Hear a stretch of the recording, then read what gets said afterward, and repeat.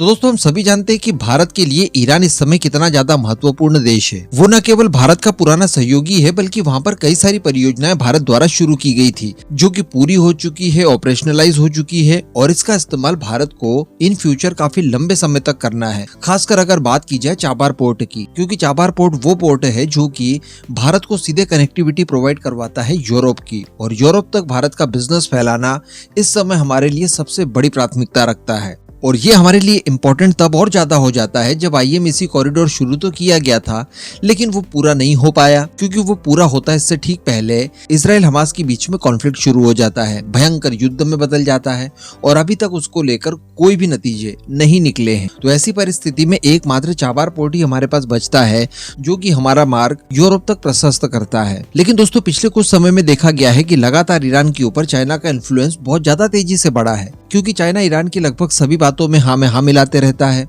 UNSC का permanent सदस्य है चूंकि चाइना, और वीटो पावर भी है उसके पास। इस वजह से अपनी वीटो पावर का दुरुपयोग करते हुए ईरान के कई इनलीगल कामों में भी वो मदद कर देता है। इसके अलावा रशिया के साथ मिलकर ईरान के और करीब आ गया है, इन्वेस्टमेंट कर रहा है, और भी अमेरिका की वजह से ईरान काफी ज्यादा चाइना के नजदीक पहुंच गया है, जो कि भारत के लिए भी खतरे की घंटी है। इवन मैंने आपको कुछ समय पहले बताया था कि ईरान और चाइना के बीच में जो तेल का व्यापार था वो सडनली बहुत ज्यादा बढ़ जाता है। मलेशिया के तेल के मिश्रण के नाम पर ईरान से खरीदे जाने वाले तेल की मात्रा चाइना द्वारा 3 गुनी कर दी गई है, यानी ईरान के ऊपर सैंक्शंस लगे हुए हैं। भारत लगभग 0 क्वांटिटी में ईरान से तेल खरीद रहा है, वहीं पर चाइना द्वारा लगातार ईरान से तेल की खरीद की जा रही है, जिससे ईरान की इकोनॉमी को बूस्ट भी मिल रहा है। इसी तरह से तेल खरीदने का ऑफर ईरान द्वारा भारत को भी दिया गया था, लेकिन भारत ने वो सही नहीं समझा, क्योंकि इजराइल और अमेरिका को भी हम लोगों को एक साथ रखना था। तो इन सब का नतीजा देखने के लिए ये मिला कि ईरान के पास जो भारत की रुपये का भंडारण था वो पूरा समाप्त हो गया। पहले भारत ईरान से बहुत बड़ी मात्रा में तेल खरीदा करता था, दूसरे नंबर का सबसे बड़ा सप्लायर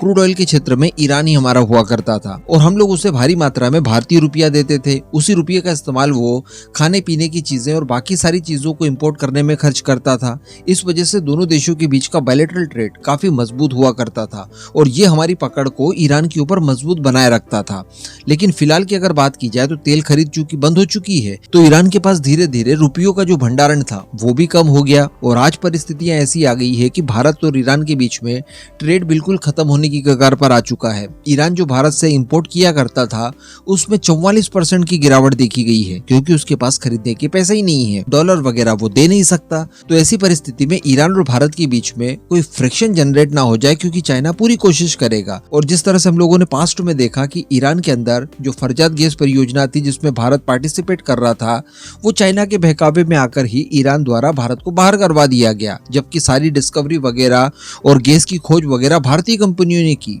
तो इसी तरह का मामला चाबार पोर्ट को लेकर ना हो जाए, इस वजह से डॉक्टर एस जयशंकर को ये काम दिया गया है कि आप जाइए ईरान और ईरान के साथ भारतीय रिलेशनशिप को आप दोबारा से रिवाइव करिए। इसी के लिए 2 दिवसीय विजिट के लिए डॉक्टर एस जयशंकर ईरान पहुंचे हैं, और इसी दौरान जयशंकर साहब को ऐसा फॉर्मूला निकालने की कोशिश करेंगे जिससे कि चाइना के इन्फ्लुएंस को कम भी किया जा सके, और एटलीस्ट भारत का जो इन्फ्लुएंस ईरान के ऊपर जमा हुआ है उसे एज इट इज रखा जाए। वैसे भी भारत और ईरान के बीच में इसी वजह से देखा गया है कि भारत इस समय काफी फूक कर कदम रख रहा है, और खासकर इजराइल हमास को लेकर उतनी ज्यादा मुकरता से इजराइल के साथ नहीं खड़ा हो रहा है। अगर भारत इजराइल के साथ खड़ा भी है तो केवल और केवल टेररिज्म के एंगल से, बाकी किसी एंगल से भारत इजराइल को उस लेवल पर समर्थन नहीं दे रहा है जिस हिसाब से उसे देना चाहिए था। इसके अलावा हम लोगों ने देखा कि हुतियों के खिलाफ भी जो अमेरिका द्वारा टास्क फोर्स बनाई गई थी उसका हिस्सा भी भारत नहीं बना है, और भारत अपने व्यापारिक जहाजों की रक्षा करने के लिए अपनी खुद की नेवी डिप्लॉय कर चुका है।